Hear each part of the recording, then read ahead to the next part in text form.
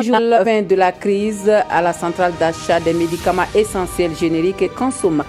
Un administrateur provisoire désigné ce matin à Ouagadougou. Et puis un attentat au camion fait 4 morts et une blessée à Skol. Le drame est dans une rue Eton. La police recherche toujours le chauffeur du véhicule.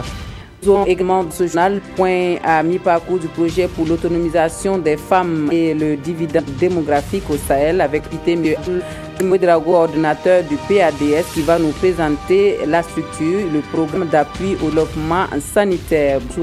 Sur l'actualité, la journée sur la télévision du Burkina. Un excellent appétit si vous êtes à table. Les protagonistes dans la crise à la CAMEG renoncent à leurs fonctions pour une sortie de crise définitive à la centrale d'achat des médicaments essentiels génériques et des consommables. Un administrateur provisoire est nommé pour diriger la structure. Un accord est signé ce matin à Ouagadougou. Le point avec Olopoda. Sans donner son identité, le ministre de la Santé affirme ici que la CAMEG sera très bientôt sous le commandement de l'administrateur provisoire. Ni le directeur général Jean Chrysostome Kadeba, ni le directeur général intérimaire contesté Damien Koussoubé ne dirigeront la nationale des médicaments.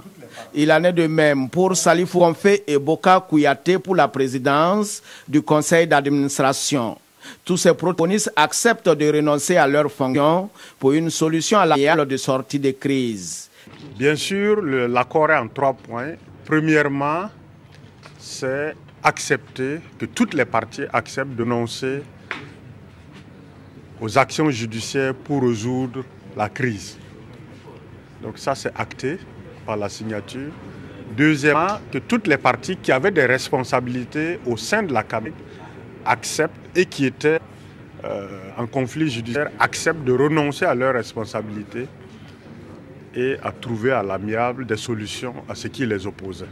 Et troisièmement, crise sera résolue avec l'installation d'un administrateur provisoire selon le modèle CNT, Conseil national de la transition, et donc qui aura un contrat de 6 mois pour deux missions essentielles. La première mission, c'est de nous trouver un statut qui assurera qu'il n'y ait plus de crise de gouvernance de la CAP. Cette transition va aboutir à l'adoption de nouveaux textes pour la CAMEG qui, selon le ministre, est une cheville ouvrière pour la réussite de la politique de gratuité des soins pour les femmes enceintes et les enfants de 0 à 5 ans en cours au Burkina Faso. C'est surtout la réponse à la nécessité de l'intérêt général, la réponse surtout à la remise en route de nos politiques en soutien aux populations vulnérables pour accès aux soins. C'est ça le prix de cet accord. L'administrateur provisoire sera installé la semaine prochaine, foi du ministre de la Santé qui se réjouit de cet accord trouvé par les différentes parties du conflit. Un accord qui vient mettre fin à une crise juridico-judiciaire sans précédent depuis mai 2016.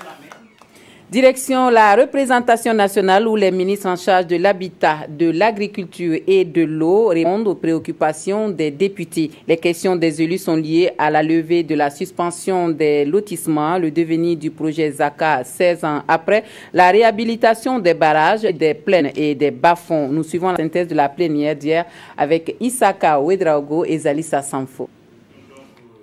Des membres du gouvernement face à la représentation nationale pour répondre à des préoccupations. Brema Bougouma interroge sur le projet Zaka, 16 ans après le lancement des travaux. Rien qu'un vide qui se transforme de jour en jour en un nid de délinquance. Et le ministre de l'Urbanisme de reconnaître que le projet Zaka déçoit plus d'un. La raison évoquée pour cette léthargie, le projet Zaka n'a pas eu dès le départ une stratégie globale de gestion du projet.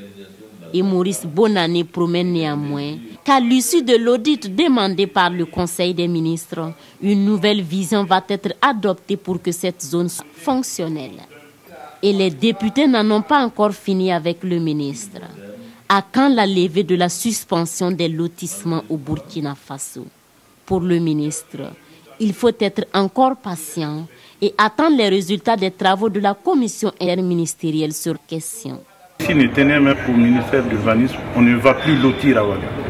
Voilà, on ne va plus lotir. La ville est en perte de vue et ça cause des problèmes en matière de viabilisation. Plusieurs plaines et des bas-fonds ayant d'énormes potentialités agricoles sont toujours inexploités au Burkina Faso. Foi de député Salimata Kouyaté. Alors le ministre de l'Agriculture est appelé à se justifier sur les actions de son département. Un aménagement très cher. Un aménagement, les moyens aménagements coûtent de 3 millions à 7 millions. Les grands aménagements coûtent de 7 millions à 10 millions. Et le plus souvent, c'est l'entretien qui pose problème après l'aménagement. Le barrage de Touessé, connu sous le nom de barrage Marouk, dans une menace de céder. C'est le constat fait par le député Alidou Sanfo. Mais pourquoi n'est-il pris en charge dans le nombre des barrages à réhabiliter? Pour le ministre, la réponse est toute simple. Le barrage ne dispose pas à l'heure actuelle d'études de réhabilitation. Mais une chose est sûre, une étude va être commanditée. Nous mettons le cap présent sur le son pour le constat du quotidien des populations à Djibo, Djiguel, Baraboulé et Nassumbu, des localités qui ont subi donc des attaques terroristes et qui se remettent tant bien que mal de la psychose due à ces actes. La tranquillité ambiante est rassurante et la sécurité y est pour beaucoup. Constat fait pour nous par Adam Agui et Omar Zombri. Aujourd'hui, ce n'est pas jour de marché à Djibo. Ici, seuls les mercredis sont consacrés jours de marché. Et nous sommes jeudi, mais comme tous les jours, le marché reste ouvert à tous visiteurs et potentiels acheteurs. Avant, à cause de la psychose, beaucoup ne venaient plus au marché, d'autres avaient même quitté la ville et l'économie tournait au ralenti. Et depuis quelque temps, les choses commencent à changer. Bon, dans la nuit, on peut dormir au dehors maintenant. Effectivement, bon, marché là, bon, ça marche un peu quoi. Moi, je suis là pour organiser mon festival le 23 avril prochain parce que c'est pour dire aux gens que si on veut chanter, danser, c'est à Djibo, ça va. Nous quittons Djibo pour Baraboulé. Tout au long de notre périple, nous trouvons des habitants tranquilles chez eux à la maison ou au forage pour chercher de quoi boire. Rien d'inquiétant dans cette localité, la vie est redevenue comme avant. La vie était assez difficile, comme je le disais, parce que l'état de vie s'est limité à un seul mot, c'était vraiment la psychose. Parce que quand tu couches la nuit, tu n'es pas sûr de te réveiller, et si tu te réveilles, tu ne sais pas si tu verras le soir. Et merci Dieu, merci. En tout cas, les plus hautes autorités ont pris conscience. Les actions ont été menées. Aujourd'hui, en tout cas, la sérénité est de retour. C'est la sérénité aussi à Nassumbu. Nous sommes allés faire un tour vers le centre de santé et de promotion sociale. Grâce à la présence des militaires ici, à Nassumbu, tout se passe bien. Nous leur sommes reconnaissants. La vie, ça va ici, en tout cas, tout est normal. À Djibo, Djiguel, Baraboulé comme à Nassumbu, la vie a repris son rythme normal. Dans toutes ces localités, contrairement à ce que certains pourraient penser, les populations vaquent paisiblement à leurs occupations, comme par exemple aller à la fontaine ou au moulin, ou encore aller au marché. Bref, les habitudes de tous les jours, de quoi faire revenir ceux qui sont déjà partis. Et on reste dans le Sahel pour faire le point à mi-exécution du projet pour l'autonomisation des femmes et le dividende démographique au Sahel qui est exécuté sur la période de 2015-2019. Pour en parler, nous recevons M. Abdoul Karim Ouedraogo, qui est coordinateur du PADS. Mais avant de parler du projet, nous allons apprendre à faire plus ample connaissance avec le PADS, qui est le programme d'appui au développement sanitaire. Bonjour M. Ouedraogo. Oui, bonjour. Et bienvenue sur le plateau du Midi Magazine. Est-ce que vous pouvez brièvement nous présenter le PADS? Qu'est-ce que c'est comme programme? Merci de nous donner l'opportunité de parler du programme d'appui au développement sanitaire à vos téléspectateurs. Il faut dire que le programme d'appui au développement sanitaire est une initiative conjointe du gouvernement du Burkina Faso à travers le ministère de la Santé et de ses partenaires techniques et financiers. Donc, le programme d'appui au développement sanitaire, le PADS, assure l'interface entre les structures de la santé et les partenaires techniques et financiers. Donc, c'est en quelque sorte le bras financier en fait du secteur de la santé au Burkina Faso. Et le PADS, c'est 3 projets du Fonds mondial, 3 projets de la Banque mondiale un projet de l'AFD, l'Agence française de développement, des projets de l'Alliance Gavi et d'autres projets de l'INFPA et également de l'UNICEF. Donc un peu une structure, un panier commun chargé en fait de la gestion de tous les financements extérieurs destinés au renforcement du système de santé au niveau du Burkina Faso. Alors, donc le PADS finance ce projet-là dont on va parler. Il s'agit du projet pour l'autonomisation des femmes et le dividende démographique au Sahel, donc qui est exécuté sur plusieurs pays de la sous-région et sur une période de 2015 à 2019. À mi-parcours, quel bilan vous faites de ce programme-là, de ce projet? Oui, il faut dire effectivement que le projet pour l'autonomisation de la femme et du dividende démographique est l'un des projets qui est géré au niveau du programme d'appui au développement sanitaire, le PADS, sur financement de la Banque mondiale. C'est effectivement un projet qui couvre la région du Sahel avec 10 pays, un projet de 205 millions de dollars pour les 6 pays. Et pour revenir à votre question, il faut dire que le bilan à mi-parcours de la mise en œuvre du SWED, c'est notamment des sous-projets qui sont élaborés. Et ce sont des cadres qui sont formés à la mise en œuvre du projet. Et nous avons également les rapports sur le profil pays du dividende démographique. C'est la monture également de l'Observatoire national du dividende démographique. Et c'est également en fait des plans de travail annuels budgétisés, des PTAB qui ont été élaborés. Et on peut dire que toute la phase du processus du projet est maintenant bouclée et c'est la mise en œuvre active qui doit effectivement maintenant commencer et qui reste à commencer depuis, disons, le 1er janvier 2017. Okay. Donc c'est la phase opérationnelle du projet. Alors durant cette phase opérationnelle, il y aura beaucoup d'activités qui seront menées. Et comment vous comptez atteindre cet objectif-là qui est justement l'autonomisation de la femme, et quel rapport entre cette autonomisation de la femme et l'accès aux structures sanitaires? Oui, il faut dire que pour atteindre l'objectif du projet, nous avons déjà entamé un processus de recrutement des ONG pour pouvoir appuyer en fait la mise en œuvre du projet, parce que le projet doit se mettre en œuvre jusqu'en périphérique.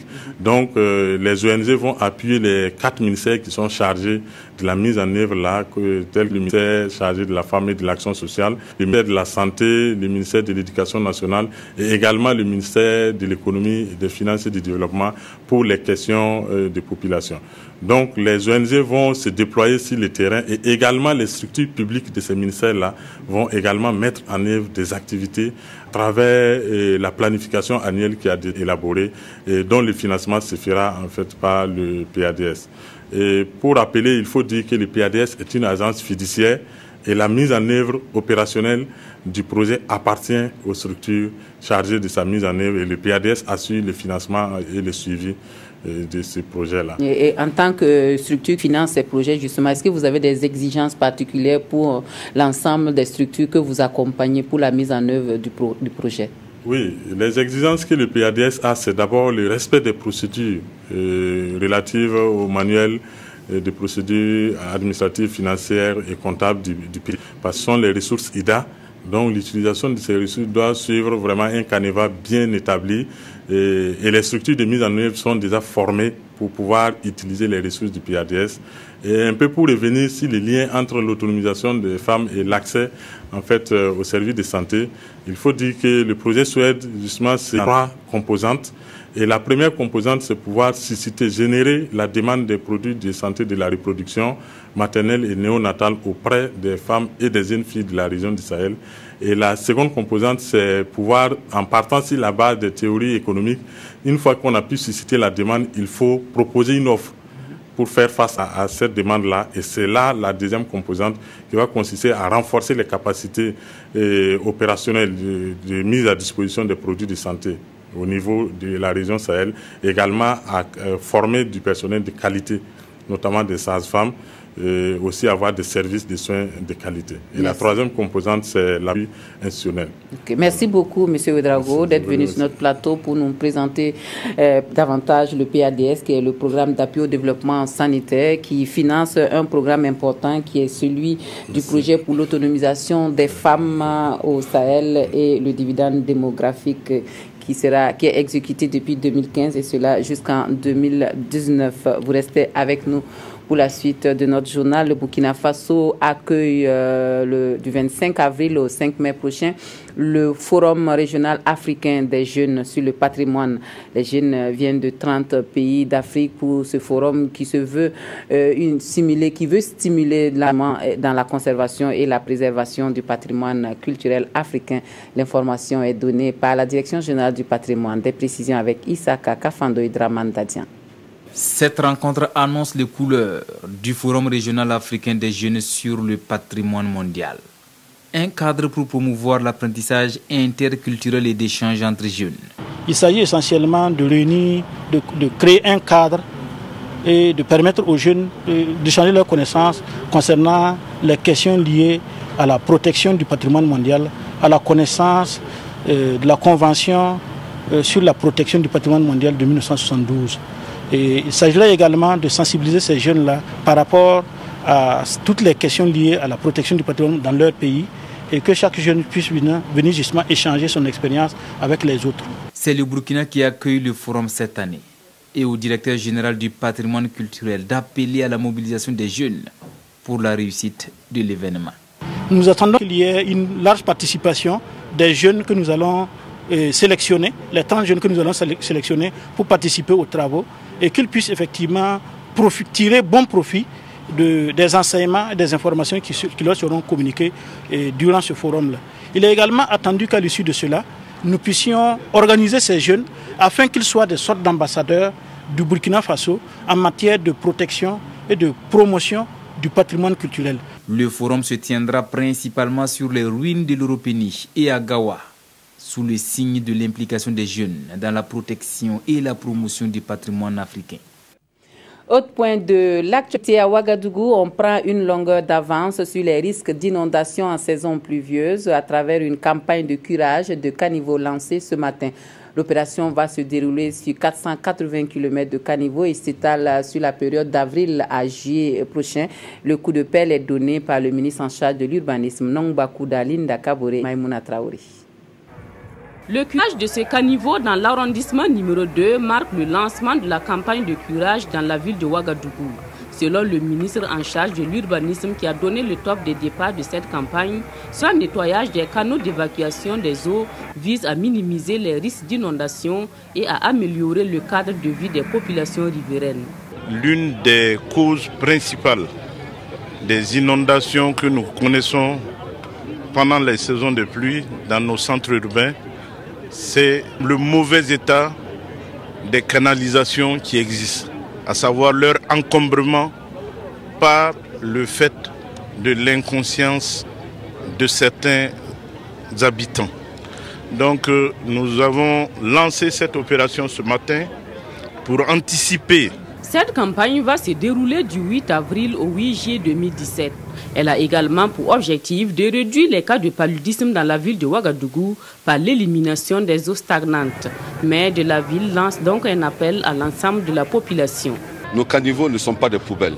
Et vous avez vu ce que nous avons sorti dans ces caniveaux. Il n'y a pas que de la terre. Il y a des pneus, il y a des sachets. C'est tout cela qui empêche l'écoulement de l'eau. Donc c'est cet appel que nous lançons à la population. Et une campagne va s'en suivre pour continuer à informer et à apporter la bonne information, en tout cas pour que les gens puissent avoir un comportement civique. Le gouvernement promet mobiliser tous les moyens humains, matériels et logistiques pour cette vaste campagne de curage des caniveaux. L'opération va permettre de curer environ 8,5 km de caniveaux. Fin de formation ce vendredi à Koudougou sur les passations de marchés publics. Les acteurs de la commande publique et privée ont acquis des connaissances sur le nouveau dispositif de la commande publique. Salifou Belem, Mariam Dao, Maxime Zongo, reportage. Après 5 jours de formation, la loi 039 relative au marché public n'a plus de secret pour ses participants. Ces acteurs de la commande publique ont eu l'opportunité, une semaine durant, de renforcer leur capacité sur les nouvelles procédures de passation et d'exécution des marchés. Cette formation véritablement nous a permis de maîtriser davantage un peu la réglementation de façon générale, mais un peu dans ces aspects réformes précisément, qui nous permettrait désormais en tout cas de prendre un peu toutes les dispositions pour être en phase avec la bonne gestion qui est tendue. Il va de soi que nous allons essayer de revoir en tout cas nos manières de procéder parce que en plus des innovations qu'il y a eu, il y a des pratiques que nous serons obligés de revoir pour aller dans la légalité. Pour le cabinet Wellmouth Consulting, initiatrice de la formation, son opportunité n'est plus à démontrer. En dehors également de ces innovations, nous avons également échangé sur les acteurs de la dépense publique. Il y a eu un tir groupé sur le contrôleur financier qui rejette souvent les dossiers. Donc, il y a eu des éclaircissements par rapport à ça. La loi 039 est en vigueur depuis le 2 décembre 2016 afin de rendre plus digeste les passations de la commande publique au Burkina. Fin des informations de la mi-journée. Merci de votre attention. Un très bon week-end à tous et à toutes.